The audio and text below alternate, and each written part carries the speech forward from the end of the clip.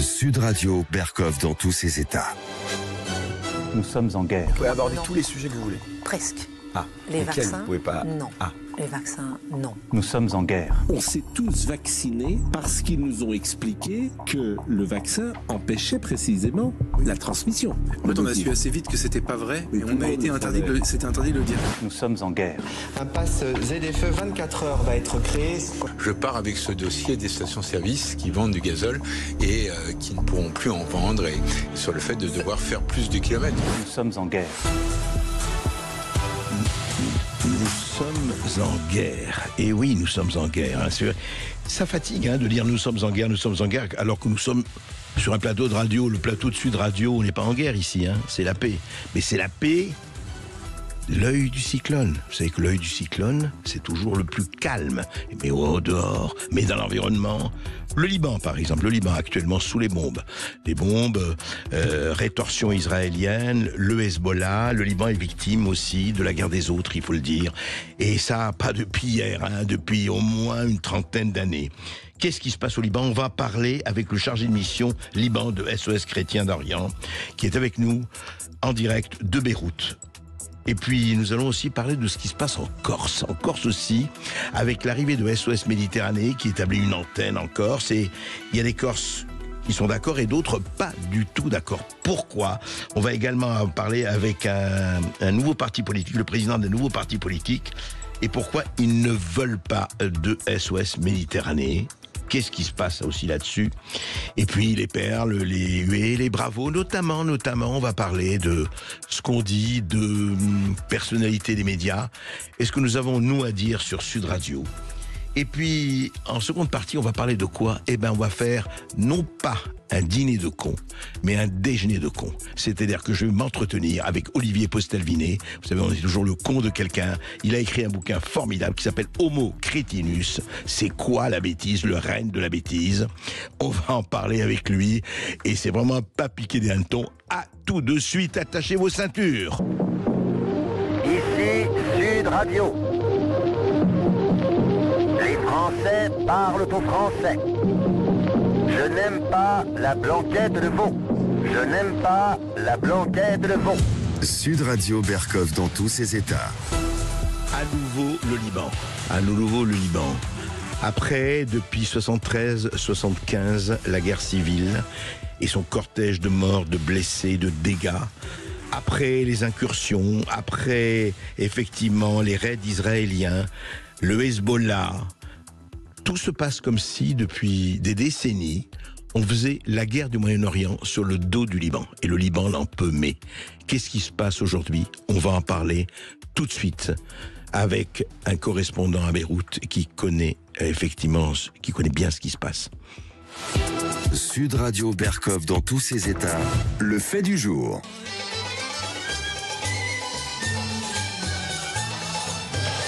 Alors aujourd'hui, André, pour votre fait du jour, vous recevez Thibaut Wallet, qui est chargé de mission Liban de SOS Chrétien d'Orient.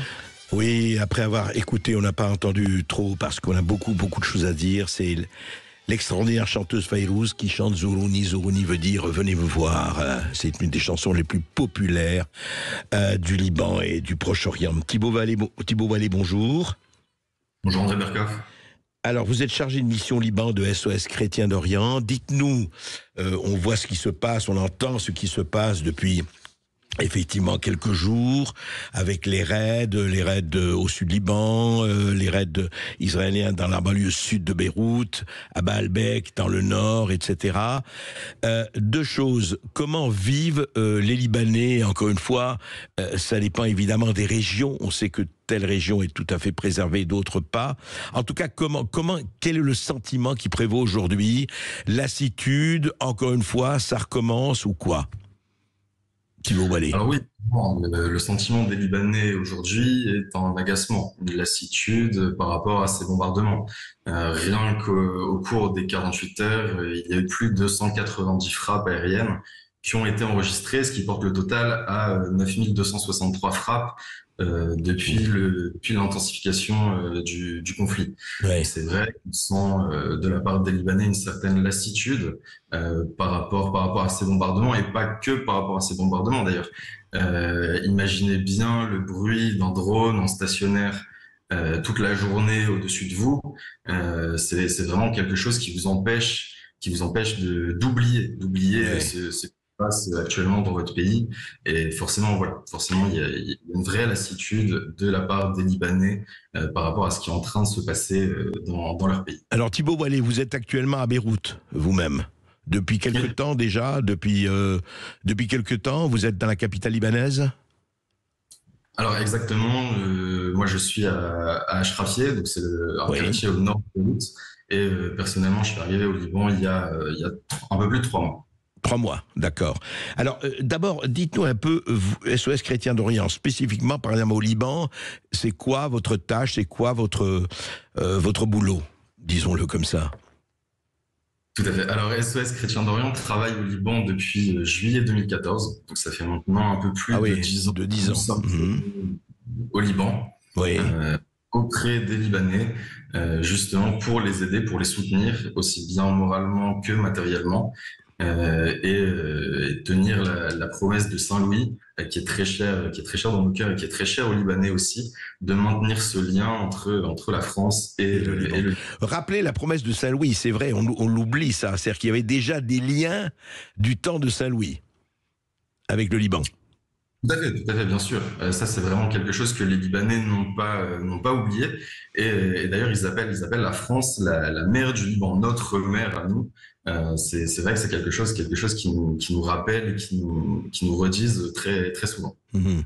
Et alors, justement, est-ce qu'ils ont l'impression, avec ce qui se passe, et effectivement, où les gens ne doivent pas dormir facilement, et est-ce qu'ils ont l'impression qu'encore une fois, sans faire de politique, est-ce que ils ont l'impression qu'ils n'ont plus la maîtrise des choses et qu'ils ne sont plus que des spectateurs plus ou moins victimes et plus ou moins engagés et en tout cas engagés à subir plutôt que de mener effectivement, comme dans tout pays paisible, une vie normale et une vie où ils auraient la maîtrise de leur pays, ce qui n'est pas le cas aujourd'hui? C'est vrai que c'est quelque chose qu'ils évoquent très souvent. Ça participe d'ailleurs de cette lassitude qu'on évoquait précédemment. Les Libanais ont l'impression de ne plus avoir leur destin en main et de ne plus pouvoir bénéficier de leur pays comme ils l'entendraient. C'est un pays qui a subi plusieurs crises au cours de ces dernières années. Imaginez bien la crise économique en 2019, puis la crise du Covid, puis l'explosion du port. Le 4 août. L'explosion du port de Beyrouth, oui, qui a fait des dégâts considérables, tout à fait. Qui a laissé un vrai traumatisme ici auprès de la population, et qui est rappelé sans cesse par ces bombardements. C'est vraiment quelque chose qui a vraiment laissé une marque, une empreinte dans les Libanais. Et actuellement, la vacance du pouvoir. Il n'y a toujours pas de président au Liban. Le système politique libanais il n'y a pas de parlement, Thibaut Wallet. Le parlement ne se réunit pas actuellement. Alors actuellement, il ne se réunit pas, mais il y a toujours un gouvernement avec des ministres sortants. Donc pareil, des ministres sortants qui continuent à exercer leurs fonctions, mais du jour au lendemain, si un président viendrait à être élu, ils quitteraient leurs fonctions. Donc c'est vraiment cette incertitude qui participe aussi à cette lassitude de ne pas pouvoir prendre leur destin entre leurs mains. Et comment ils ressentent, effectivement, est-ce qu'ils ont l'impression que cette guerre, enfin, parce qu'il faut bien parler de guerre aujourd'hui, peut-être pas encore avec l'Iran, encore que c'est parti, mais avec le Hezbollah, est-ce qu'ils ont l'impression que ceci se passe au-dessus de leur tête et qu'au fond, est-ce qu'il y a encore, je pose la question, je sais que c'est pas facile à répondre, mais est-ce qu'il y a entre chrétiens et chiites et sunnites, on a vu ce qui s'est passé pendant 15 ans de cette guerre civile terrible qu'il y a eu entre 75 et 90, 92. Est-ce qu'aujourd'hui, ils se disent tous, écoutez, c'est au-delà de nous, et le Hezbollah, qui est, on le sait, plus fort que l'armée libanaise, aujourd'hui en armes de très très très loin. Il y a l'ONU dans le sud, il y a l'armée libanaise, mais l'armée libanaise ne joue pas son rôle, les députés libanais le disent. Est-ce que tout ça fait que ça peut durer encore très longtemps? Vous le sentez comment, Thibaut Wallet? Alors cette situation peut effectivement durer encore longtemps. Après, comme toujours au Liban, il y a toujours des différences de point de vue. Donc je dirais pas que tout Libanais pense de la même façon, loin de là. C'est clair, ouais. Et donc voilà, donc oui, la situation peut durer dans ces conditions, bien sûr. Et alors vous, votre travail, je dirais, vous en parlez.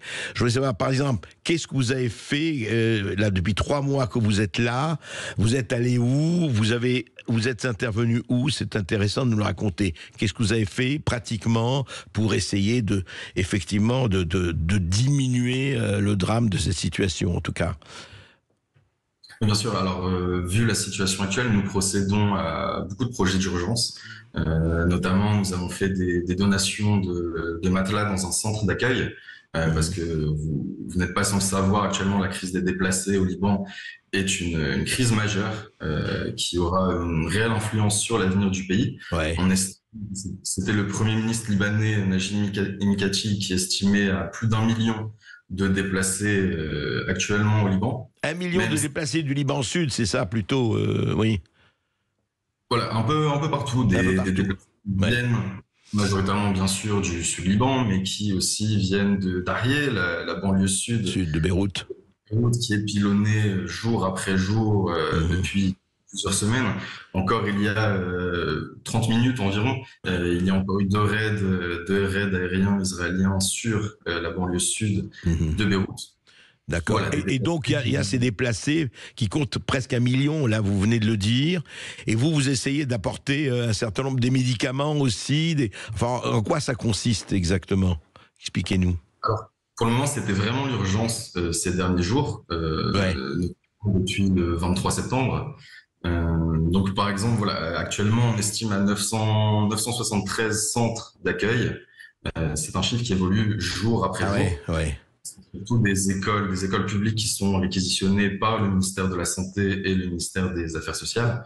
Donc, par exemple, la rentrée scolaire qui devait avoir lieu il y a 2 semaines a été repoussée actuellement jusqu'au 4 novembre, mais nous verrons s'ils pourront tenir cette date, parce que les déplacés sont accueillis dans ces écoles, mais d'ici le 4 novembre, est-ce que des infrastructures, est-ce que des moyens seront mis en place pour leur fournir un autre logement, pour leur fournir une autre place d'hébergement? C'est vraiment une question qui reste en suspens ici. Donc voilà, et sur ces 1 million annoncés par le Premier ministre libanais, il n'y a que 179 000 déplacés qui sont officiellement recensés. Ça montre bien. Le reste, on ne sait pas exactement combien ils sont, etc. Enfin, c'est... Actuellement, il y a 179 000 déplacés dans ces 973 centres d'accueil. D'accord. Ce qui fait que les plus de 800 000 autres déplacés sont soit chez des proches, chez des amis, dans des hôtels, dans des appartements qu'ils ont réussi à louer. Ouais. Donc c'est un peu une situation assez chaotique. Et nous, voilà, on essaye de combler les besoins. On est beaucoup sollicités. On procède également à nos propres évaluations pour les besoins. Et pour vous donner quelques exemples de notre action, au tout début de la crise, il y a quelques jours, nous avons procédé à une donation de matelas et d'oreillers pour 65 personnes dans le centre d'accueil de Djel el-Dib. Djel el-Dib, qui est une ville à 7 km au nord de Beyrouth, parce que 65 personnes sont arrivées dans la journée à l'ouverture de l'école, à l'ouverture de ce nouveau centre. Et le directeur d'école nous a appelé en nous disant, écoutez, là j'ai 65 personnes qui viennent d'arriver et je n'ai pas de quoi les faire dormir ce soir. Donc en 2 heures, nous avons monté ce projet, nous sommes arrivés avec les matelas et les oreillers et ces 65 personnes ont pu profiter de ces matelas pour passer la nuit. Mais le lendemain, comme nous sommes revenus sur les lieux pour discuter avec le directeur de l'école et voir un peu, faire un point sur la situation, ils n'étaient plus 65, mais ils étaient 300. Ah ouais. Dès 24 heures plus tard, quoi. 24 heures plus tard, ouais, c'est ça. Ouais. Donc en fait, il y a une situation très plus que dramatique. Vous avez un flot de gens qui ne savent pas où aller, qui ne savent pas où dormir, en tout cas pour beaucoup. Donc vous essayez d'apporter ce que vous pouvez apporter du point de vue matériel ou autre. Enfin, c'est ça. Exactement. En tout cas, en ce moment, sur cette mission d'urgence, nous essayons de pallier aux besoins. Nous travaillons aussi dans le même temps à des projets d'urgence, mais un peu plus à moyen terme.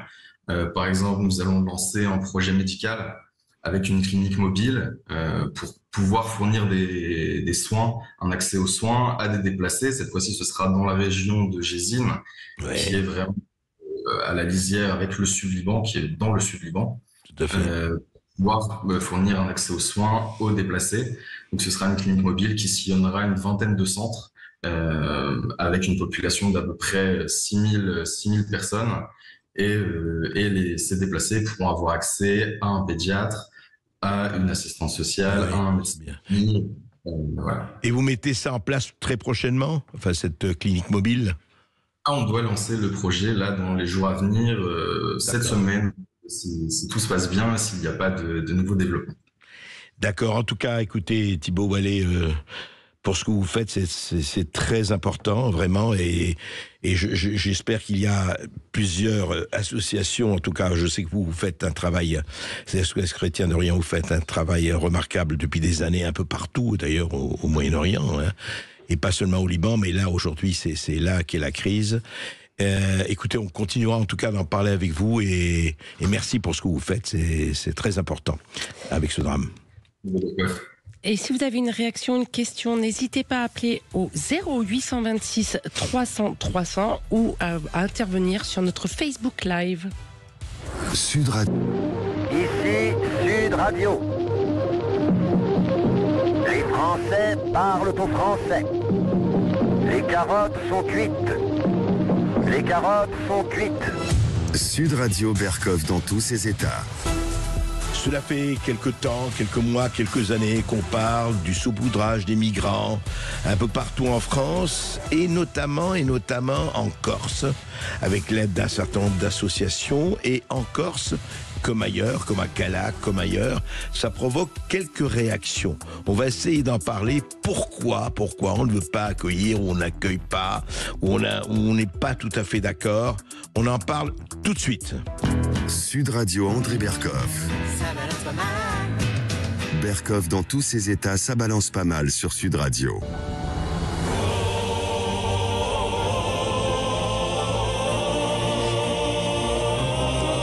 Alors André, on voyage aujourd'hui et là nous sommes en Corse, comme nous l'entendons avec Patrick Fiori et Patrick Bruel. D'abord, les plus belles mélodies du monde, je dirais vraiment, ce sont les polyphonies corses. C'est magnifique, j'en ai entendu, et vous avez sûrement entendu cela, c'est d'une beauté extraordinaire. Mais là, on ne va pas parler musique, on ne va pas parler chansons, on aimerait bien, mais on veut savoir ce qui se passe. Pourquoi les Corses sont opposés à l'immigration, notamment à Bastia, autour de l'avenue de l'association SOS Méditerranée. On connaît très bien SOS Méditerranée, effectivement une association qui reçoit 90% de dons privés, et puis des collectivités locales, des collectivités territoriales aussi les aident, notamment Marseille, Paris, 130 000 € de subventions par Marseille, 100 000 € de subventions par le Conseil de Paris, la mairie de Paris, et puis alors il dit voilà, nous sommes là pour de l'humanitaire, nous sommes là pour accueillir effectivement des gens qui viennent de pays en guerre ou de pays en danger, et un certain nombre de gens s'y opposent. Et voilà, on demandait pourquoi, notamment Alexis Fernandez. Bonjour Alexis Fernandez. Bonjour André Berkov, merci de m'inviter. Alors vous êtes président d'un nouveau parti politique qui s'appelle Rassemblement Patriotique républicain, RPR, comme par hasard, mais vous n'êtes pas spécialement chiracien, ce n'est pas le sujet, et coprésident de l'Union des droites Per i Nostri.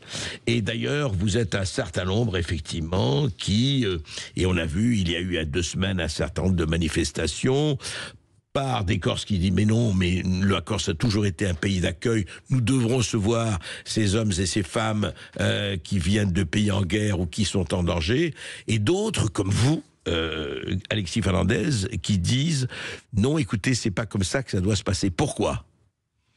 André Berkoff, tout d'abord, je voudrais avoir une pensée au lendemain du 7 octobre pour toutes les victimes qu'il y a eu en Israël et partout en France dues aux OQTF qui auraient dû être expulsés en temps et en heure, et aux victimes du terrorisme. Et là, je pense particulièrement ce matin à Philippines.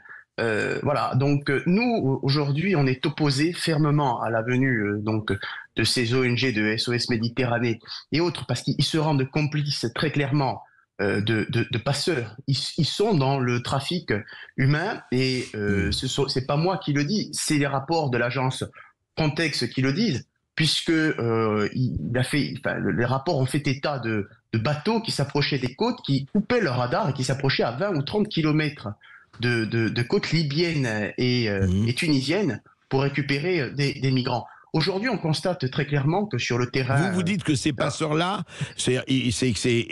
évidemment, ils se font payer, enfin, ils payent assez cher le transport, ils se font payer assez cher, le transport, et vous dites que c'est un business pour vous. Bien sûr, c'est un business. C'est un business. Il y a des rapports qui en font état. Et puis, nous avons approximativement les chiffres. Aujourd'hui, un migrant, ça rapporte 8 000 € à peu près la tête de pipe, puisque ces passeurs sont en contact en plus avec les ONG. C'est très clair, c'est flagrant. Il y a un trafic. Est-ce que c'est un fait avéré, ça? Parce que, attention, il faut être sûr de ce qu'on avance, Alexis Fernandez. Monsieur Berkoff, c'est en tout cas le fruit d'investigations de journalistes qui sont déjà remontés, qu'on a déjà pu entendre plusieurs fois. Moi, c'est ce qui m'a été rapporté par de nombreux députés. Et aujourd'hui, il est évident que, en tout cas, si ces passeurs le font, c'est pas dans un but humanitaire comme on veut nous laisser penser. C'est pas dans la compassion tout ça que ça se fait. Derrière tout ça, il y a un projet plus sombre, c'est celui de désagréger nos communautés, de bouleverser notre façon de vivre et de détruire l'avenir de nos enfants. Mais surtout, pour eux, c'est très, très attractif. C'est très attractif, et d'ailleurs, Giorgia Meloni le disait elle-même. La première ministre d'Italie, oui, italienne. Mais dites-moi, qu'est-ce qui s'est passé alors exactement il y a 2 semaines? Il y a 2 semaines, donc le 23 septembre, il s'est passé que l'ONG SOS Méditerranée, avec l'accord du président du conseil exécutif de Corse, Gilles Simeoni, qui, pour rappel, a appelé à voter Emmanuel Macron aux dernières présidentielles, a pactisé avec... Oui, mais a pactisé avec la France insoumise. Parce que, vous voyez, c'est quand même un tout ça, vous voyez, ça se fait pas comme ça. Alors, qu'est-ce qui s'est passé? Oui, dites-nous, Alexis, pour rappeler, qu'est-ce qui s'est passé? Le 23 septembre dernier, il est venu, la présidente de l'ONG, Sophie Beau, à Bastia, pour la projection d'un film, nous le considérons en tout cas, de propagande, et dans un but d'installer un réseau en Corse, d'implanter un réseau de SOS Méditerranée, qui, je le rappelle, se rend complice de trafic humain, et tout ça sous couvert, c'est très important de le rappeler, sous couvert des aides de la collectivité de Corse, des élus, puisqu'il y a eu, si vous voulez, nous on est allé au cinéma Le Régent à Bastia pour tenir un discours d'opposition face à cette tentative, en tout cas, d'implantation de ce réseau en Corse, et très pacifiquement, dans la démocratie, nous avons été chahutés, aspergés, insultés, et dans ce groupe d'ultra-gauche se trouvaient des élus nationalistes, ce que nous déplorons, bien entendu. Alors justement, je voudrais savoir ce que vous dites quand Sophie Beau, donc la cofondatrice et directrice générale de l'association, dimanche par Galéa, justement, projection de ce film, elle disait, parce qu'on devait y avoir une réunion qui a été déprogrammée, effectivement, elle devait avoir une réunion, et dit, dans l'esprit de transmission des savoirs qui a amené le Parc du Jour, nous souhaitions simplement éclairer et mieux comprendre le travail de cette association, en lieu avec l'humain, etc. En fait, donc cette réunion a été déprogrammée. En fait, aujourd'hui, la collectivité de Corse subventionne ou pas SOS Méditerranée? Alors, pour l'instant, la collectivité de Corse, en 2018, Gilles Simeoni a demandé, et il ne se montrait pas en tout cas contre la venue de l'Aquarius en Corse. En 2022, il a refait la demande que l'Océan Viking puisse accoster dans un port le bateau, en Corse, Ajaccio ou à Bastia. Oui. Oui, toujours, de bateaux d'ONG. Et en 2024, il se montre aujourd'hui tout à fait d'accord qu'il y ait une structure qui puisse s'installer en Corse. Donc je suppose que la collectivité de Corse aujourd'hui voudrait ou veut financer ces ONG. Mais moi, ce que je dis aussi, c'est que c'était un problème aussi financier pour la collectivité de Corse, puisque d'ici peu, nous risquons de passer sous la tutelle de l'État avec près de 1,4 milliard de déficit, et la commune de Bastia... La Corse a aujourd'hui 1,4 milliard de déficit, c'est ça ce que vous dites? Ah oui, la Corse a 1,4 milliard de déficit, et nous risquons de passer sous tutelle de l'État d'ici peu. Oui. Et c'est ça que donc nous ne pouvons pas, à l'heure où je vous parle, nous ne pouvons pas financer dignement, je dirais, des associations ou des ONG qui voudraient faire accueillir des migrants en France, ou en Corse en tout cas. Parce que moi, vous savez, je suis un corsiste, je suis gaulliste et je suis corsiste, donc je ne fais pas de différence entre la Corse et la France, contrairement à certains. Mais ce que je crois, c'est que nous ne pourrons accueillir des migrants dignement en France quand on se sera occupé de notre population, parce que moi, j'ai été candidat 2 fois à l'élection législative, j'ai sillonné l'entièreté de mon île, et ce qui me remonte régulièrement sur le terrain, quasiment chaque fois, c'est que nos retraités ne parviennent plus à se chauffer, à se nourrir correctement. Ici, nous sommes, je dirais, des otages de consortiums qui sont là par les aides aussi de la collectivité. Il y a des consortiums aujourd'hui qui nous tiennent en otage sur les transports, sur le prix des carburants et sur l'alimentaire et tout ça. Et donc aujourd'hui, nous ne pouvons pas aujourd'hui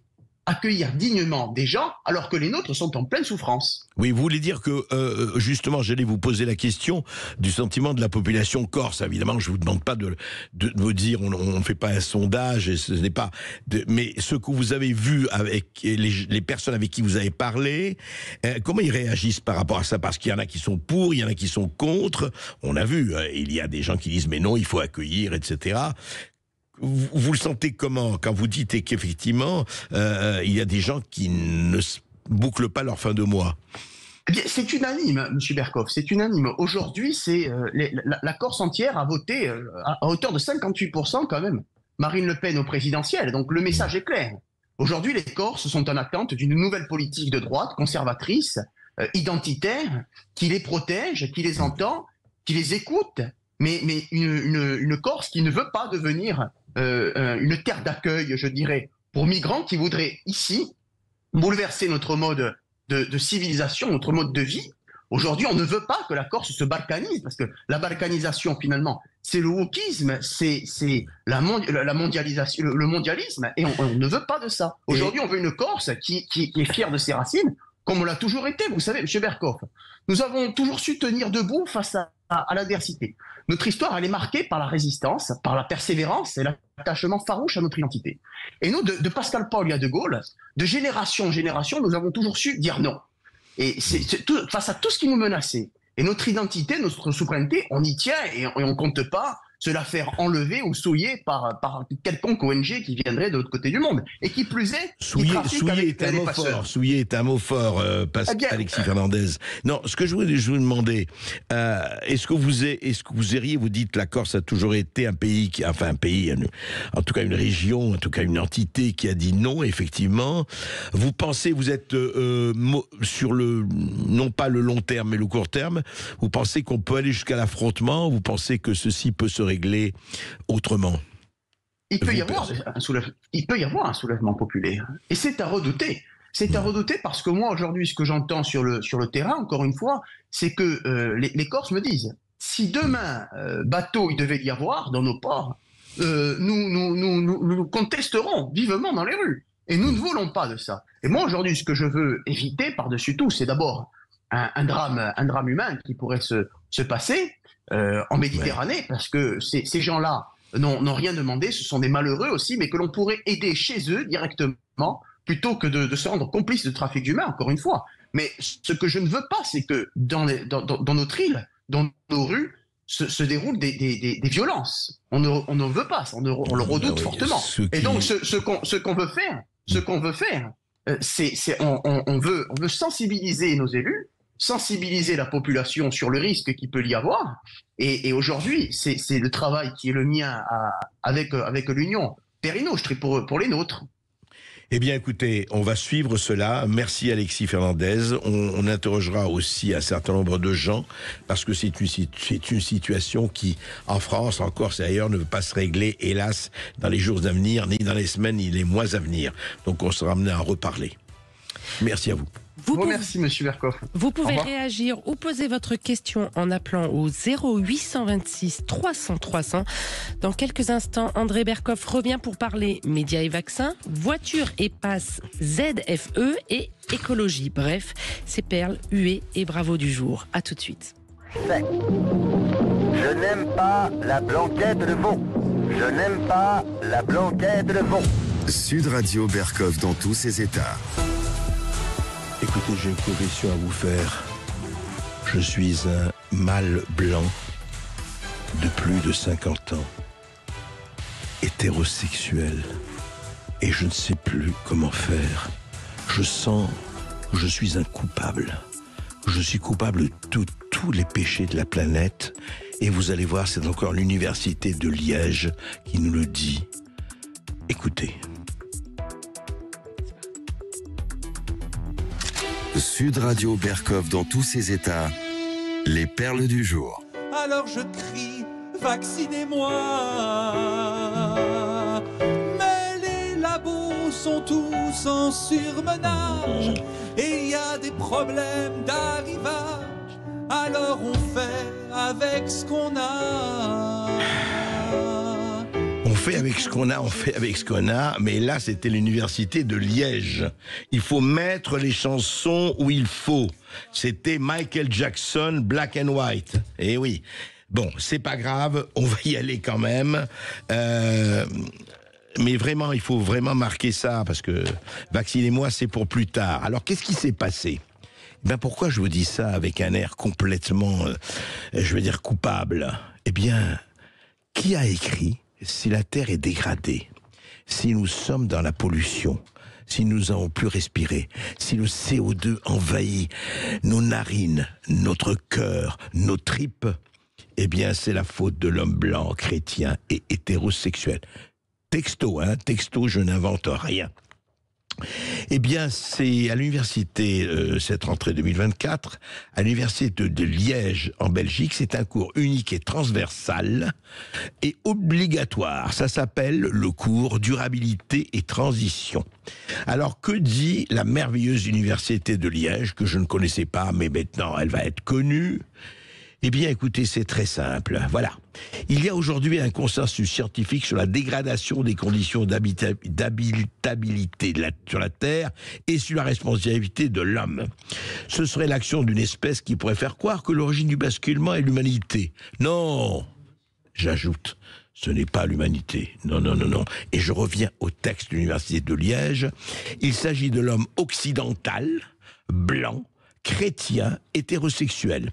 Évitons ainsi de masquer les profondes inégalités quant aux responsabilités intrinsèques face aux perturbations environnementales à l'échelle planétaire. Voilà, c'est-à-dire que les universitaires de l'université de Liège, des gens dotés soi-disant de neurones, dotés soi-disant d'un cerveau, disent quoi ? Disent, eh bien écoutez, non, et vous savez, la Russie, l'Afrique, mais non, l'Afrique... Mais il n'y a pas de pollution. L'Inde, aucune pollution. L'Asie, aucune pollution. La Chine, aucune pollution. Vous savez que tous ces pays font 65% du gaz à effet de serre, mais ils n'y sont pour rien. Non, le vrai coupable, ce pelé, ce galeux d'où vient tout le mal, c'est le mal occidental, blanc, chrétien, hétérosexuel. C'est intéressant, ça vient de Belgique, ça vient de Belgique. C'est-à-dire que ces gens-là ne sont pas spécialement masochistes, ne cultivent pas spécialement la haine de soi. Non, ils sont tellement et désireux d'être dans le vent du woke qui sont prêts à se fouetter eux-mêmes avec un zèle tout à fait remarquable. Voilà. Alors quelques-uns proposent, ils disent c'est pas possible, effectivement, comment on accepte ça et tout et tout. Voilà. Ils vont interroger la ministre présidente de la Fédération, Elisabeth de Grise, qui est en charge de l'enseignement supérieur. Voilà, ça s'appelle effectivement l'écologie, le cours obligatoire de l'écologie à l'université de Liège. Eh bien, je vais vous dire, la seule écologie importante, chers universitaires de Liège, c'est de se faire nettoyer le cerveau.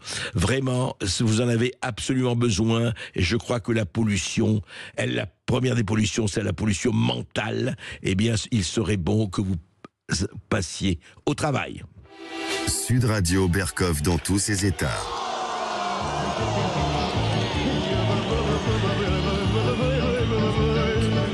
Tout le jour je bidi-bidi-bam. Oui, si j'étais riche, moi.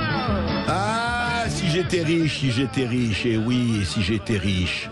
Eh ben, écoutez, je m'achèterai tout de suite la voiture qu'il faut.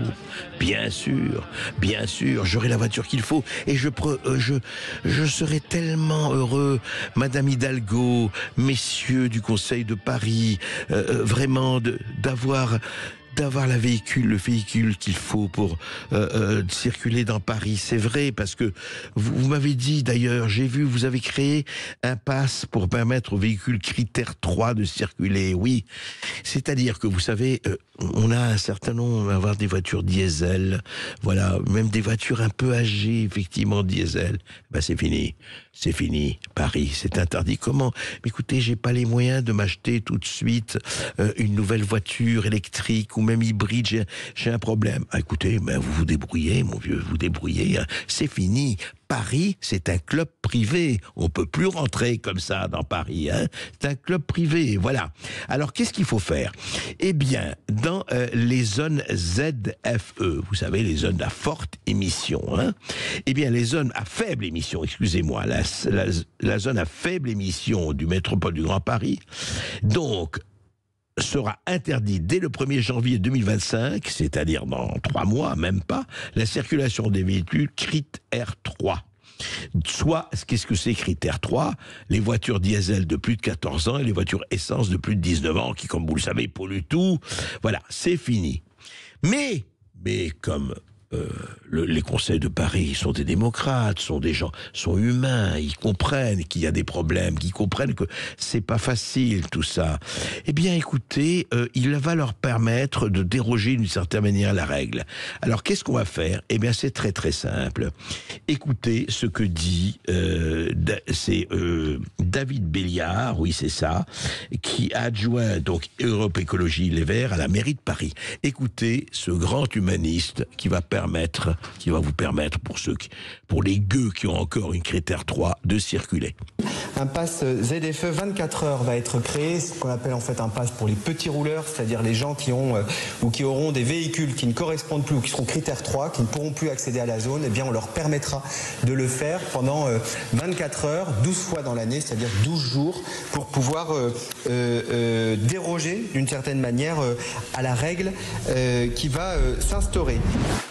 Voilà, 24 dans l'année, voilà, ils auront le droit, effectivement, magnifique, eh bien, ils auront le droit de circuler pendant 24 heures, 12 fois par an. Vous imaginez, 12 fois par an, c'est-à-dire, mettons, une fois par mois, allez, on va à Paris, on va peut-être aller au cinéma, peut-être se faire un petit resto, oui. Voilà, mais on pourra rester que 24 heures, donc voilà, 12 fois dans l'année. Pourquoi 12 fois? Pourquoi pas 5 fois? Pourquoi pas 24 fois? Et non, c'est comme ça, c'est magnifique. Alors, effectivement, on a peut-être posé la question de dire, voilà, et pourquoi? Selon quels critères? Mais vous savez très bien que la voiture dans Paris doit disparaître. Doit disparaître absolument. D'ailleurs, il y a une interdiction de la vente du diesel dans 4 stations-service parisiennes. Et ça faisait un problème, et on a effectivement posé le problème.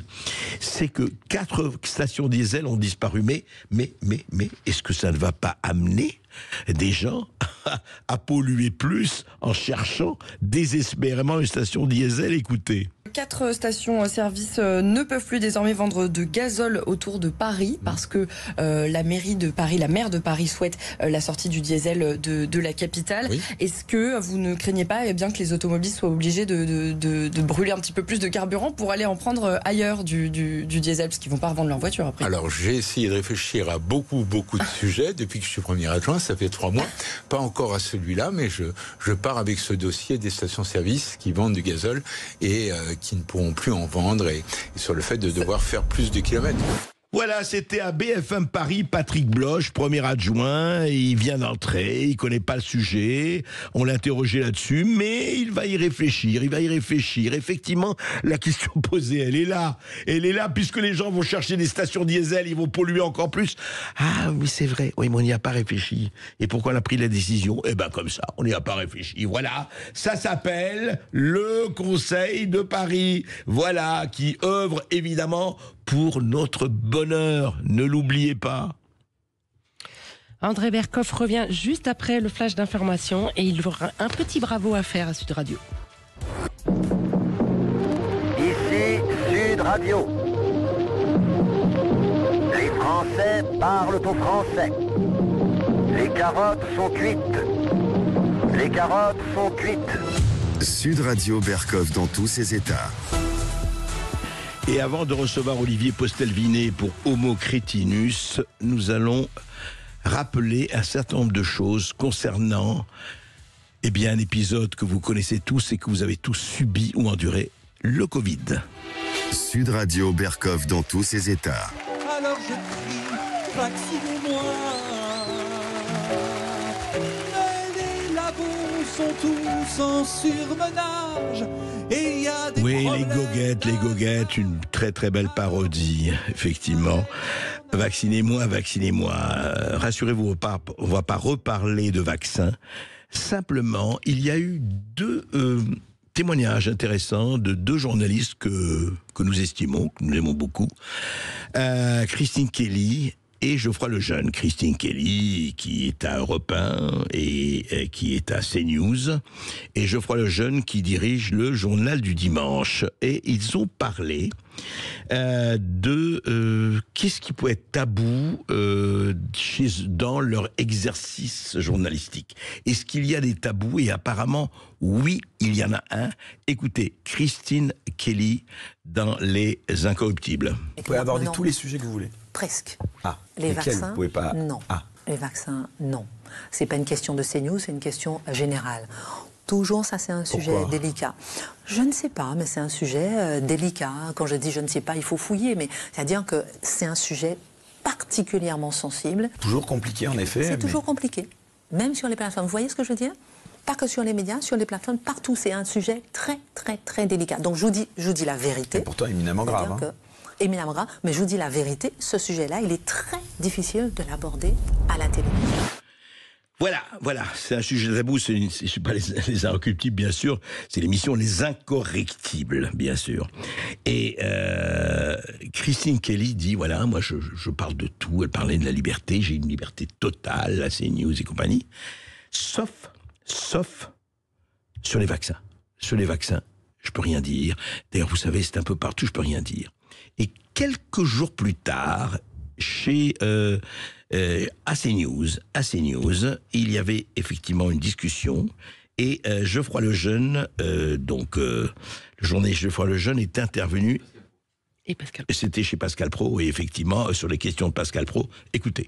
On s'est tous vaccinés parce qu'ils nous ont expliqué que le vaccin empêchait précisément la transmission. Les jeunes de 15-20 ans qui ne risquaient rien, c'est vrai. On les a tous vaccinés en leur expliquant attention, si tu es vacciné, tu vas penser à ton grand-père, ta grand-mère, pour les autres. En fait, on a su assez vite que c'était pas vrai, mais on a été interdit de le dire. On a su très vite que c'était pas vrai, mais on a été interdit de le dire. Voilà deux journalistes qui sont de bons journalistes, qui disent oui, attendez, on peut parler de tout, sauf des vaccins. Alors, je dis, vous n'allez pas m'entendre facilement et souvent dans un exercice d'autosatisfaction. Mais je vous dis à Sud Radio, ici, dans cette émission et ailleurs, Il y a des gens à Sud Radio, c'est la pluralité, des gens qui sont pour, des gens qui sont contre, en parler.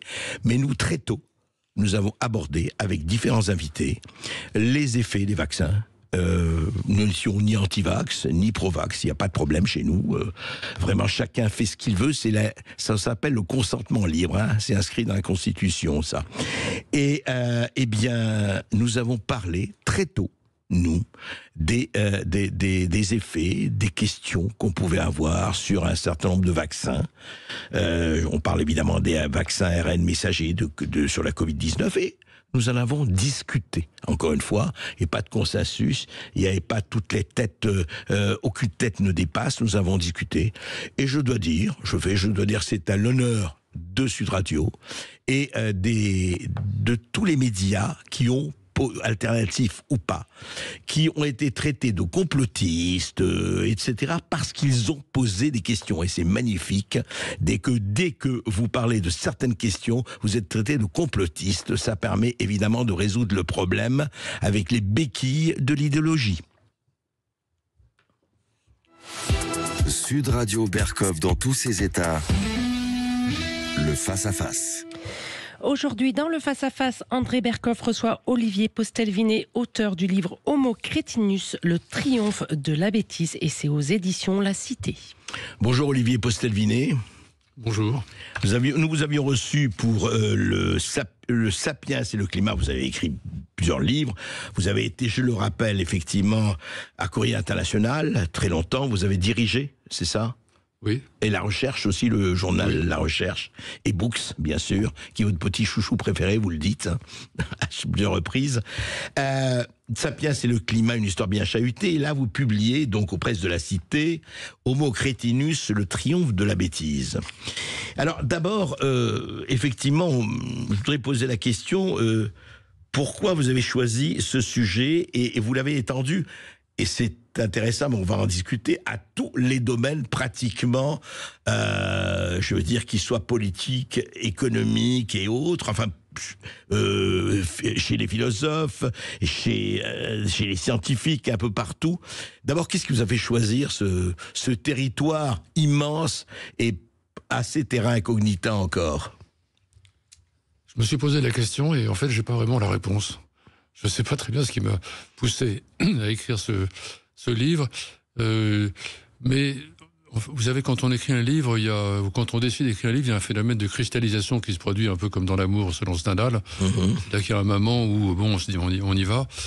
Mais ce qui est vrai aussi, c'est que dans ma carrière de journaliste, j'ai souvent observé des cas de bêtises patentes autour de moi et chez moi. C'est là que je me suis rendu compte, pas sur le moment bien sûr, mais après coup, enfin si, bien sûr, on se rend compte d'une bêtise qu'on fait, d'une bêtise qu'on dit. Je vais certainement en dire quelques-unes aujourd'hui, mais ça c'est de la bêtise que j'appelle épisodique. Mais la vraie bêtise, c'est-à-dire le fait que son propre cerveau devient la proie d'un système de pensée pervers qui le fait dévier de l'exercice normal de l'intelligence. Ça aussi, je me suis rendu compte que ça m'avait atteint. Et puis, justement, chez Books, la revue Books que j'ai longtemps dirigée, que j'ai créée et dirigée. Très bonne revue littéraire, oui. Je m'étais amusé à faire un numéro spécial, un dossier spécial sur la bêtise. Parce que on avait mis Trump en couverture, c'était pas forcément la meilleure idée, mais parce que je me suis intéressé depuis très longtemps à la question du QI. Qu'est-ce que c'est que le QI? Qu'est-ce que ça vaut? Quelles sont les mesures du QI, etc. C'est l'intelligence, oui. Et j'avais constaté dans mes lectures que un certain nombre de chercheurs estimaient que depuis le début de ce siècle, on assistait plutôt tendanciellement à une baisse du QI dans les années, dans les pays occidentaux. Alors que le QI avait, d'après les mêmes spécialistes, beaucoup augmenté au XXe siècle, et notamment dans la deuxième partie du XXe. Bon, je me suis demandé si c'était sérieux ou pas. J'ai regardé la littérature sur la question, je l'ai même, enfin plus que regardé, je l'ai potassé. Littérature en anglais, très spécialisée, assez indigeste, il faut bien le dire, pour arriver à la conclusion qu'en fait, les scientifiques en question n'en savaient rien. c'est extrêmement difficile d'évaluer l'évolution du QI sur les grandes populations. Mais je me suis quand même... j'ai quand même été... je me suis rendu compte de deux choses. D'abord que je m'intéresse depuis très longtemps à la question des réseaux sociaux. Et il me semble, et on pourra y revenir, que les réseaux sociaux ont pour effet... Enfin, l'un des effets des réseaux sociaux, c'est plutôt d'assiser la bêtise que le contraire. Ça, c'est le... C'est ce que vous dites, on va en parler de ça. Ça, c'est un premier point. Oui. Moi, je voudrais, justement, rebondissant là-dessus, moi je me demande, alors en vous écoutant, d'ailleurs, vous êtes très franc, on est toujours l'homo crétinus de quelqu'un, que ce soit moi, que ce soit vous ou d'autres. Moi, je suis assez étonné. Quelque part, j'ai lu ce livre qui est très bien fait, avec beaucoup d'intérêt. Et en même temps, j'ai l'impression, Olivier Postel-Vinet, je vous le dis avec toute la sympathie que j'ai pour vous, que vous êtes vous-même enfermé et borné dans une certaine orientation. Et je vais vous dire pourquoi. D'abord sur Trump. Je ne suis pas un trumpiste déchaîné, mais prendre comme symbole de la bêtise Trump, alors que vous aurez un certain nombre de politiques que nous connaissons, même plus proches de nous, dont le QI, je ne sais pas que vous le QI, mais quand vous dites vous le QI est extrêmement... mais franchement, je veux dire, moi, il se fait que j'ai suivi la politique américaine et que je connais assez bien. Je vais très très souvent là-bas, ça ne fait pas une expérience. Mais honnêtement, choisir comme parangon de la bêtise et du crétinisme Donald Trump, aujourd'hui, quand on voit ce qui se passe avec Kamala Harris et Biden, m'a paru étrange. Donc, je voudrais vous poser la question, est-ce que vous-même, alors les réseaux sociaux, même chose, vous savez très bien ce qui se passe dans la presse, vous êtes journaliste, vous savez très bien que la moitié de la presse aujourd'hui se cache à cacher la réalité, et c'est pas nouveau. Vous savez très bien qu'en 14-18, toute la presse disait que les enfants, que les Allemands ont coupé le truc des enfants, etc. C'est-à-dire, vous parlez des réseaux sociaux, évidemment qu'il y a le pire et le meilleur, et bien sûr qu'il y a la calomnie. Bon, enfin, il y a aussi des choses mais que moi et vous ne connaîtrions pas des chroniques dans des revues, etc., si les réseaux sociaux ne nous les signalaient pas. Alors, je suis étonné par ça. Voilà, je vous donne mon sentiment. En ce qui concerne Trump, en fait, le début de mon livre, je m'amuse plutôt qu'autre chose. Je ne suis pas en train de faire de Trump une mascotte de la bêtise, d'autant que j'écris, je crois, de façon claire que finalement, c'est un homme, à certains égards, extrêmement intelligent, compte tenu de l'évolution de son parcours. Mais ce que vous soulignez, en fait, en disant que vous me soupçonnez d'être moi-même enfermé dans quelque chose... Comme moi aussi, hein, tous peut-être. Peut-être vous aussi, oui. En effet. En fait, ce que vous mettez le doigt sur l'un des sujets qui m'intéresse le plus et que je décris dans ce livre, c'est la question du réseau de ce que j'appelle le noyau de croyance. En fait, chacun d'entre nous a, qu'on le veuille ou non, un noyau de croyance, qui structure notre personnalité, à laquelle on tient et dont on n'a pas du tout envie de se débarrasser. On n'en est pas forcément très conscient, ça c'est un point important, mais on peut en être conscient, et en revanche on y tient beaucoup, et c'est sur ce noyau de croyance, qui peut être tout à fait fondé, mais comme chacun sait, les noyaux de croyance sont divers et souvent s'opposent les uns les autres selon les individus et les collectivités. Bien sûr. Eh bien, c'est sur ce noyau de croyance que se greffe le polype de la bêtise, ce que j'appelle le polype de la bêtise, c'est-à-dire, pour moi, je me représente la bêtise comme une sorte de polype.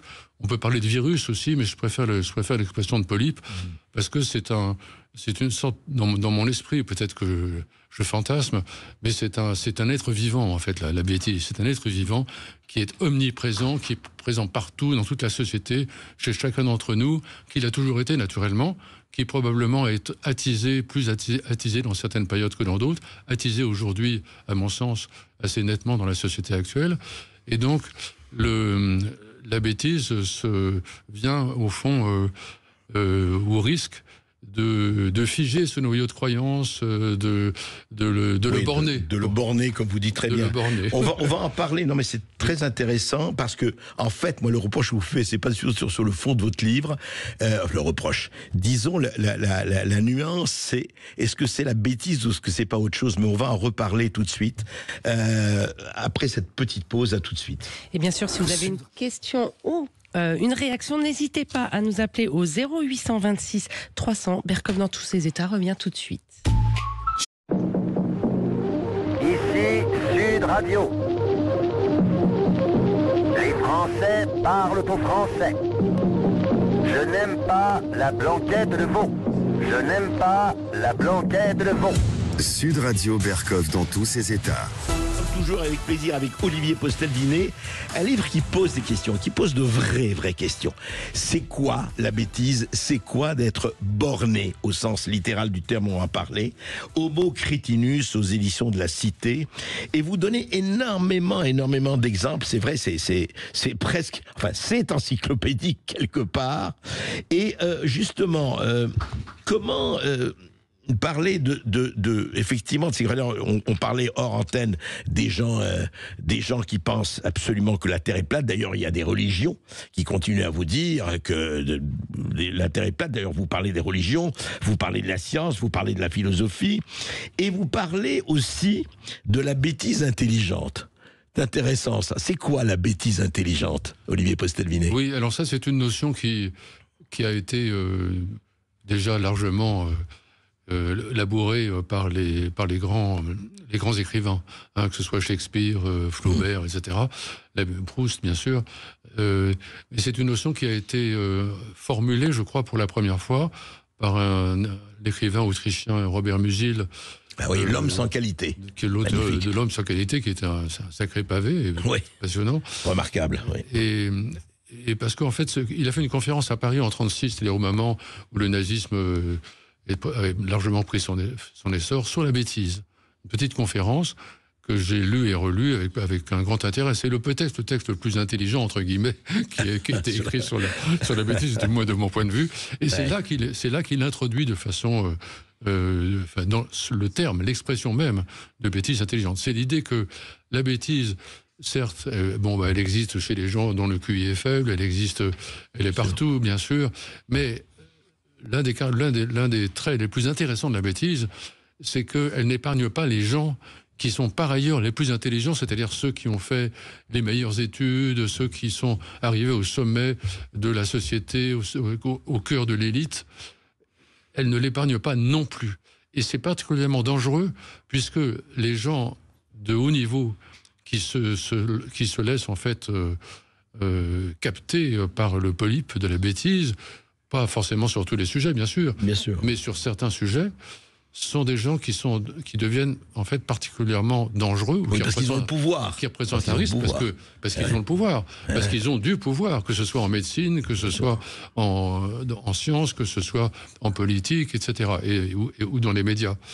Et donc cette question de la bêtise intelligente mérite vraiment d'être examinée de près. Qui a dit, vous le dites dans votre livre, qui a dit il y a autant d'imbéciles parmi les polytechniciens que dans la population? Eh bien, c'est un polytechnicien. Justement, c'est le fondateur de la STOM en l'entre-deux-guerres, un homme très original qui a écrit ses mémoires. Et il a écrit ça. C'est une sorte de boutade, bien sûr, mais qui reflète une vérité profonde, je crois. Bien sûr, il n'y a pas de statistiques sur la question, ça n'a aucun sens. Et je me souviens très bien que Germaine Tillion, l'ethnologue que j'ai bien connu, avait fait cette formule sienne. C'est-à-dire qu'elle qui avait examiné la bêtise sous toutes les coutures, y compris en camp de concentration, mais aussi au sein des cabinets politiques de la 4e République, etc.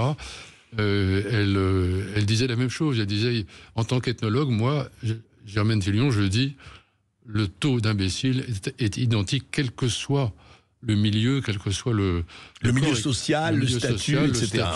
Et y compris chez les gens qui sont considérés et qui se considèrent comme étant les plus intelligents. Parce que l'un des risques, évidemment, de la bêtise chez les personnes intelligentes, c'est une enflure du soi qui fait qu'on est particulièrement aveugle à la bêtise. Bien sûr. Les gens modestes sont souvent prêts à dire moi au fond je sais pas très bien, ça peut être vrai mais ça peut être pas vrai, je me demande si, je me pose des questions, etc. Mais à partir d'un certain niveau de compétences reconnues par la société, il y a vraiment un risque de se construire des positions figée et dangereuse. Mais alors justement, c'est très intéressant parce que vous donnez énormément d'exemples, d'ailleurs souvent passionnant. Et vous parlez par exemple des extrémistes en politique. Vous parlez de Sinwar et de Deif. En ce moment, on en parle beaucoup. Le Hamas, par exemple, mais aussi chez Renaud Camus et autres. Enfin, sur les intellectuels. Vous parlez de Sartre, pas en très bons termes, et de Lévi-Strauss. Mais ce qui est intéressant, c'est que est-ce que l'extrémisme, quel qu'il soit, idéologique, philosophique, intellectuel ou politique, est une forme de bêtise pour vous? Oui, tout à fait. C'est une des formes les plus évidentes et les plus dangereuses de la bêtise. Ceci depuis très longtemps, naturellement. Et pourquoi ? Parce que l'extrémisme, c'est un raidissement de l'idéologie. Alors, l'idéologue, on dit toujours que c'est toujours l'autre qui est bête, bien naturellement. C'est pas moi. C'est toujours l'autre qui est idéologue. C'est pas moi, bien sûr. Mais en fait, nous sommes tous, d'une façon ou d'une autre, des idéologues. Plus exactement, nous sommes tous, de manière modeste et pas forcément du tout extrémiste, imprégnés d'une et en général de plusieurs idéologies. Ça rejoint la notion de noyau de croyance que j'ai évoqué tout à l'heure. L'un des plaisirs de la bêtise, l'une des joies du polype, c'est de s'emparer de ces éléments d'idéologie qui peuvent exister parfois à l'état latent chez un individu pour les radicaliser, les extrémiser et en faire des fous de Dieu. Oui, par exemple, effectivement, comme on en voit beaucoup en ce moment. On va continuer à en parler parce que c'est passionnant. En fait, la grande question, j'irai plus que shakespearienne, c'est pas to be or not to be, where do we put the cursor or where do we don't put the cursor. On va en parler tout de suite après cette petite pause avec Olivier Postelvinet. Aujourd'hui, dans le Face-à-Face, André Berkoff reçoit Olivier Postelvinet, auteur du livre Homo Crétinus, le triomphe de la bêtise. Et si vous avez une question ou une réaction, n'hésitez pas à nous appeler au 0826 300 300. Les Français parlent au français. Les carottes sont cuites. Les carottes sont cuites. Sud Radio Berkoff dans tous ses états. Olivier Postelvinet, Homo Crétinus, le triomphe de la bêtise. Est-ce qu'elle a complètement triomphé ? On espère que non, mais c'est d'ailleurs la question qui est posée dans le bouquin. Et vous traversez tous les champs, pratiquement tous les champs, Olivier Postelvinet. Effectivement, l'état profond, est-ce que c'est du complot, est-ce que c'est une espèce de délire plus ou moins polypial de la bêtise, Elon Musk, les réseaux sociaux, et vous parlez d'ailleurs, vous donnez des exemples incroyables chez les hippopotames, les spécistes, les animalistes, formidables les animalistes, ça c'est vrai. Je me rappelle d'ailleurs juste un mot, c'était un conseiller municipal de Strasbourg qui disait il faut protéger les punaises de lit, les pauvres elles savent pas ce qu'elles font en faisant ça, pardonnez-leur parce qu'elles ne savent pas ce qu'elles font. Et puis un certain nombre d'autres champs que effectivement Judith Butler et le trouble dans le genre, la théorie du genre, on en a encore parlé ici. Le côté idéologie, vous en parlez vous-même puisque vous citez quand on dit Lee Marx, etc., les gauchistes, vous en parlez très bien. Heureusement que vous avez une famille qui était quand même qui vous amenait à raison et lucidité gardée, il faut le dire. Mais est-ce que tout cela, alors la question, est-ce qu'il n'y a pas là-dedans deux dimensions qui sont une dimension d'une espèce d'effectivement d'entêtement cognitif qu'on a tous et qu'on a beaucoup de mal souvent à justement à mettre en question, et deuxièmement la question de l'argent, enfin du conflit d'intérêts de l'argent, où effectivement chaque comment dire délire ou chaque manifestation de la bêtise, etc., trouve ses appuis dans un certain nombre d'institutions, racaille d'en haut, racaille d'en bas, je parle de la racaille d'en haut, qui dit ah là là, il y a, pour parler vulgairement, du fric à se faire là-dessus. Oui, alors une réponse possible que je formule dans mon livre, c'est que je cite, je crois, la formule d'Yvan Oudouard, l'exploitation de la bêtise n'est pas à la portée du premier imbécile venu. C'est l'idée que, bien sûr, il y a la bêtise, comme la bêtise est un phénomène majeur, mais il y a des gens qui en profitent, bien sûr. La démagogie, c'est une façon qu'elle soit de droite ou de gauche, c'est une façon de profiter de la bêtise. la publicité, le marketing, etc., c'est une façon de profiter de la bêtise. Les réseaux sociaux sont une façon absolument géniale de profiter de la bêtise des uns et des autres, puisque comme vous le savez, pour faire de l'argent, les ténors de la Silicon Valley ont conçu des algorithmes qui permettent, qui font en sorte que, notamment les jeunes, mais pas seulement les jeunes, qui ont un tropisme pour telle ou telle forme d'intérêt, etc., se voient littéralement assaillis, entourés de nouvelles vidéos, de nouveaux messages, etc. On leur donne ce qu'ils attendent, quoi. Qui vont dans le sens de ce qu'ils attendent déjà, ce qui renforce ce que les spécialistes appellent des bulles cognitives, c'est-à-dire que ça a un effet d'enfermement. Mais l'objet véritable de tout ça, c'est quand même de faire de l'argent. Donc là, je vous rejoins, mais peut-être sous cet angle-là, cet angle de l'exploitation de la bêtise. La bêtise est un phénomène massif, majeur, dans la société, et donc il est parfaitement normal que les gens qui veulent faire de l'argent... Oui. Vous voulez dire, c'est un Eldorado, la bêtise. C'est un véritable Eldorado, il n'y a aucun doute. Bien. D'accord. J'aurais dû utiliser cette formule dans mon livre. Un gisement aurifère, un gisement aurifère. Mais alors justement, par rapport à... Alors c'est intéressant, qu'est-ce qui fait que... qu'est-ce qui fait quand même, alors au-delà des réseaux sociaux et au-delà, qu'est-ce qui fait que ça marche très bien?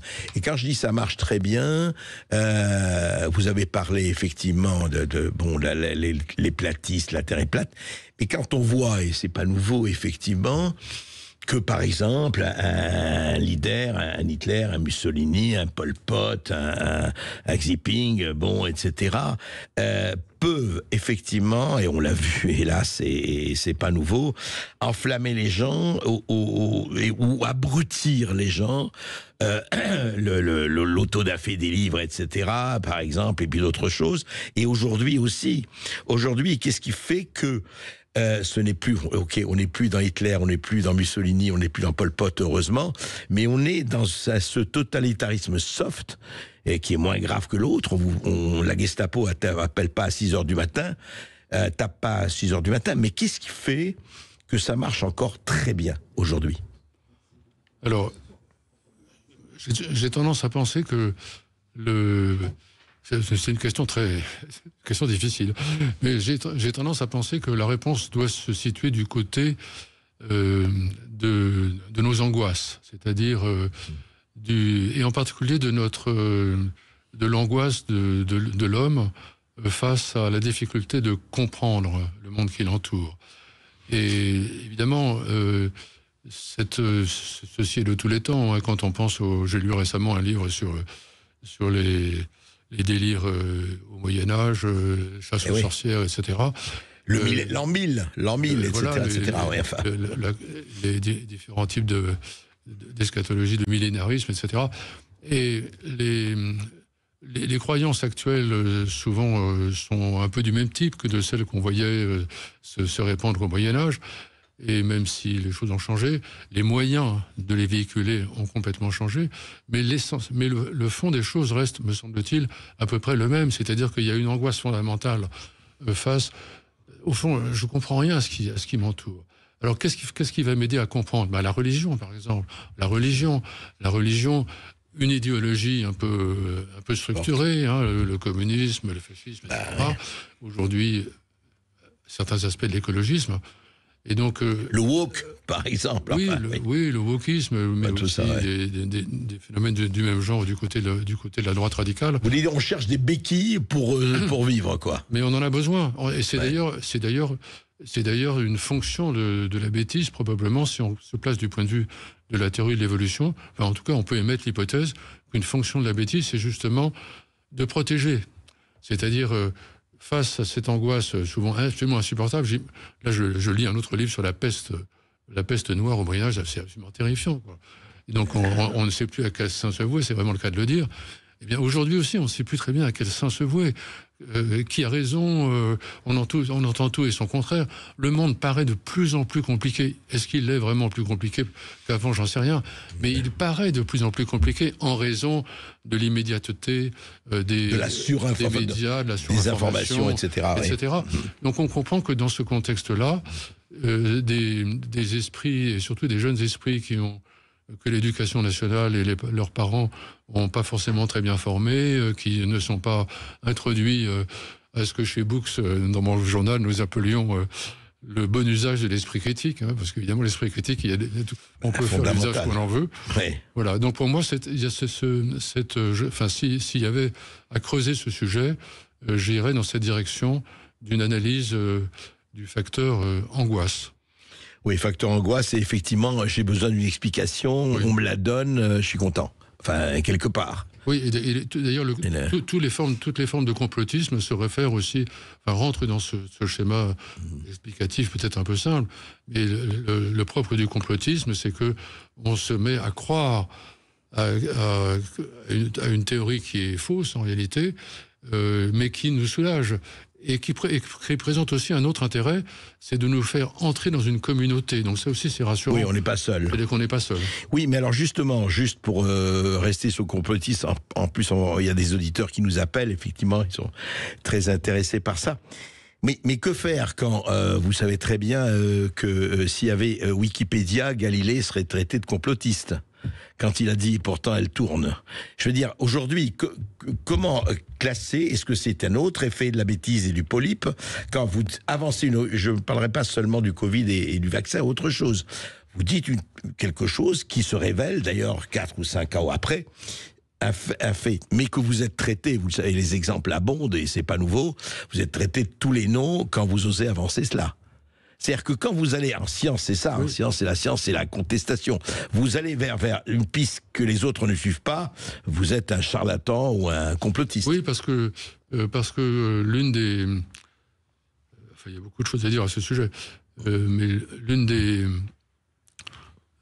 formes, ou l'une des expressions des formes de la sottise, ou plus exactement l'un des moyens qu'utilise le polype pour exercer son empire, voilà, pour filer la métaphore, c'est de créer des consensus qui rassurent aussi, qui rassurent. Hein, on parle des consensus sur toutes sortes de sujets. On se réfère à des consensus scientifiques pour prendre la doxa, pour prendre des décisions. Et ces consensus, ils deviennent la doxa. Alors ces consensus, ils sont souvent justes. Mais pas toujours. Voilà. C'est ça. Et à partir du moment où quelqu'un ou un groupe de gens commence à soupçonner qu'un consensus n'est peut-être pas aussi sérieusement validé qu'ils le croient, eh bien, comment ces gens-là vont être reçus par la société ? On va leur fermer la parole. On va les traiter de tous les noms. Alors même que peut-être ils ont raison. Hein, le nombre de scientifiques francs-tireurs qui ont été voués aux gémonies, mis à l'écart de la société alors qu'ils avaient raison, on ne les compte plus.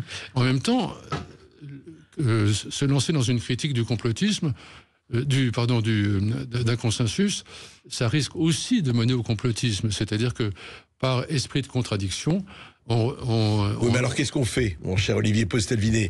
Un consensus qui nous paraît qui ne va pas et qui montre qu'il ne va pas. Mon cher André Berkoff, on travaille. Ah oui, mais c'est ça. D'ailleurs, vous finissez. D'ailleurs, j'adore. J'ai aimé parce que vous ne vous prenez pas au tragique ni encore au sérieux. Je cite les dernières phrases de votre livre, c'est très intéressant. J'aurais bien aimé terminer ce livre dans un registre plus optimiste, mais c'est difficile. En l'écrivant, ça c'est moi qui ajoute, en l'écrivant, je n'ai cessé de me poser la question que beaucoup d'entre vous se sont aussi posées. Peut-on nuire aux polypes ? Peut-on nuire à la bêtise ? Un premier pas est clairement d'en mieux cerner la nature, d'en reconnaître l'ubiquité, d'identifier les facteurs susceptibles de l'alimenter.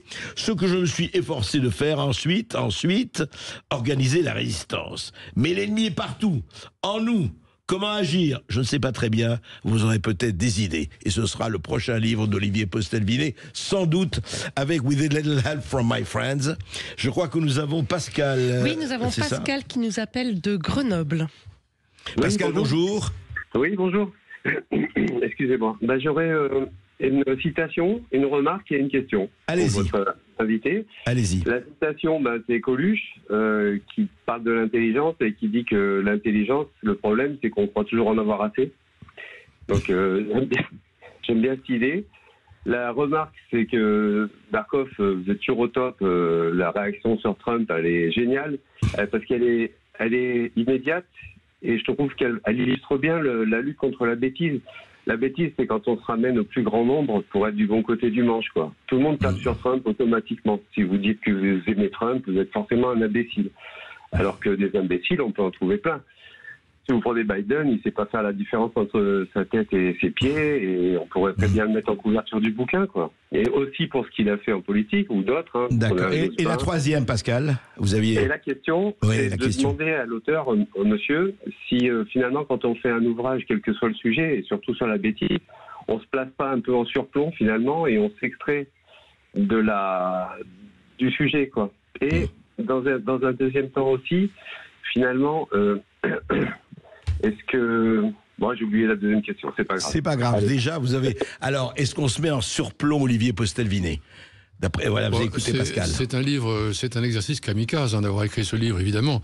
Évidemment qu'on se met en surplomb et on s'expose à toutes les critiques du genre de celles que j'entendais dans la cour de récréation de l'école.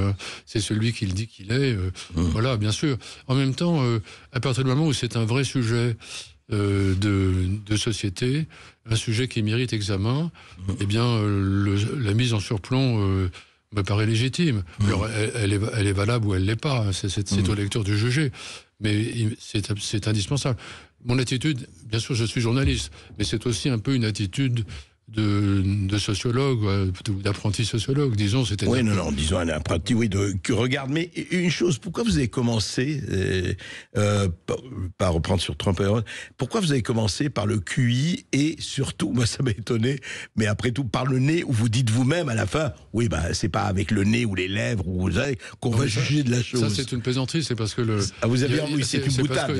Oui, c'est une boutade parce qu'il y a eu toute une tradition qu'on appelle la physiognomie, qui remonte au XVIe siècle, qui a trouvé son essor au maximum au XIXe avec les nouvelles, avec Broca et les nouvelles découvertes sur les formes du cerveau. Cette idée que les formes du visage ou des formes du cerveau, des circonlocutions du cerveau représentent la personnalité de l'individu. Ce sont des fantasmagories, mais c'est amusant. Oui, c'est ça, parce que... En revanche, c'est la question pour laquelle j'ai commencé à parler du QI. Trump est obsédé par son QI, donc c'est un truc assez amusant qu'on peut raconter. Mais ce qui est plus sérieux, c'est que beaucoup de gens assimilent QI et intelligence. Bon, non. Le QI mesure une forme très particulière d'intelligence, qui est l'intelligence algorithmique, alors très utile, bien sûr, si on veut faire polytechnique, très utile. Moi, mon intelligence algorithmique est assez limitée, comme mes amis polytechniciens le savent, mais en revanche, c'est clairement une forme d'intelligence parmi beaucoup d'autres. Et la bêtise, d'une certaine façon, se moque du QI. Le QI, c'est un de ces... Oui, c'est un compartiment, disons. C'est ça. Mais justement, dans ce que... Je voulais vous citer... attendez, je vais le retrouver, c'était page 118. Voilà. Et vous rappelez, alors c'est quand même intéressant, vous dites ceci, vous dites les techniques récentes d'invention hormonale et chirurgicale n'ont peut-être pas conscience de ce détail.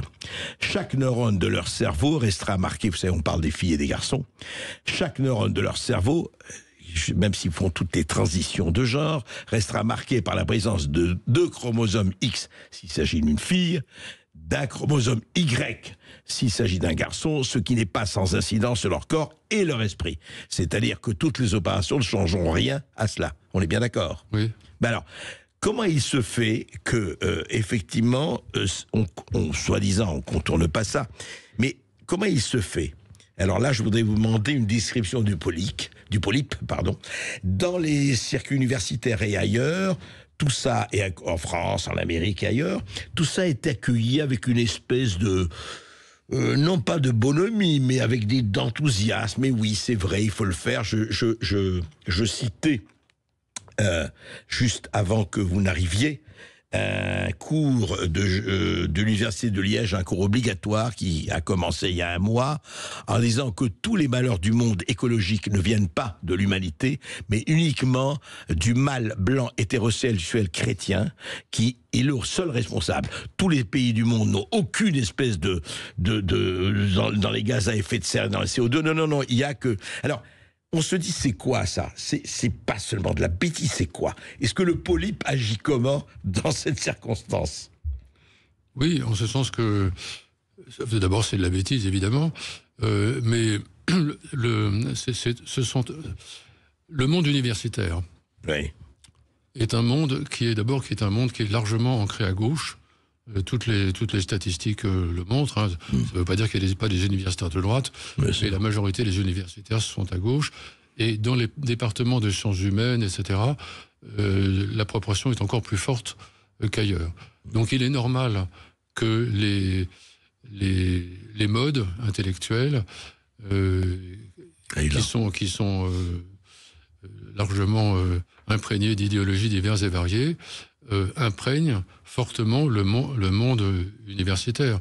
Donc ce sont, là encore, il s'agit d'un phénomène au fond, de conformisme intellectuel. Est-ce que c'est de la bêtise, ça? C'est de la bêtise dans la mesure où ça montre un bornage, si vous voulez. Ça montre que toute une collectivité de spécialistes bien pensants se trouve en fait dans l'impossibilité pratique d'aller au-delà d'un certain nombre d'idées préconçues qui se sont faites sur le sexe, par exemple, sur le genre, sur l'homme blanc, sur la race, etc. Sur des préconçues, mais quand même construites par d'autres universitaires qui ont écrit des livres sur le sujet, etc. En tout cas, c'est pas le serpent qui se mord la queue, mais c'est un serpent qui se nourrit lui-même. On va continuer avec Olivier Postelvinet après cette petite pause. À tout de suite. Et si vous avez une question ou une réaction, n'hésitez pas à nous appeler au 0826 300 300. Les Français parlent au français.